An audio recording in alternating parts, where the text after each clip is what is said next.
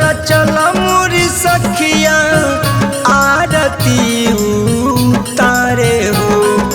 चल चल चल मोरी सखिया आरती उतारे हो।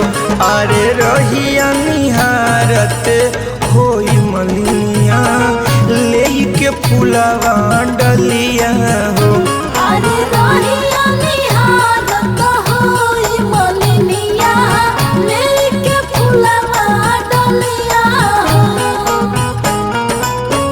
लेके चलो आरती के थलिया देवी जी के नगरिया हो। अरे रहिया निहारत होई मलिनिया लेके फुलवा ढउलवा हो।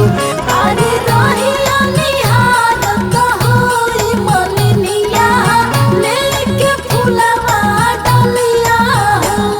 किया हो माई पान के पतोइया बनी मत बैठवनी हिम्मत करी ना स्वीकार।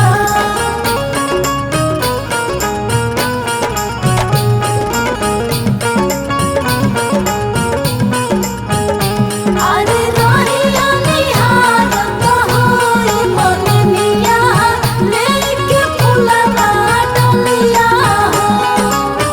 कुम्हरू के घर से जाके दिया न ले आवो। दिया न ले आवा जाके दिया न ले आवा।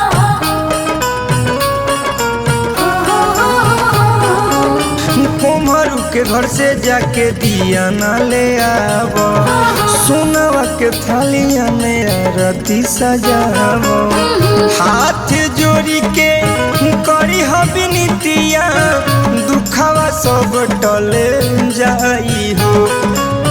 हाथ जोड़ी के करी बिनतिया दुखवा सब टले जाई हो। अरे रहिया निहारत होई मलिनिया लेके फूल अढ़उलवा हो। अरे रहिया निहारत होई मलिनिया लेके फुलवा डलिया हो।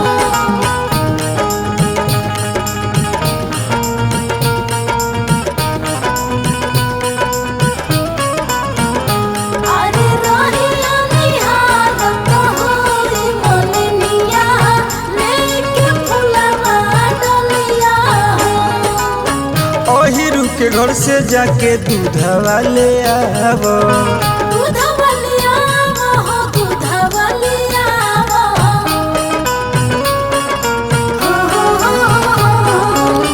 ओहिरू के घरवा से दूधवा ले आवो। बासमती चौड़ा के भोगवा बनावो। उदय जितेंद्र करी बिनतिया विपत तोरे टल जाई हो। उदय जितेंद्र करी बिनतिया विपत तोरे टल जाई हो। अरे रहिया निहारत होई मलिनी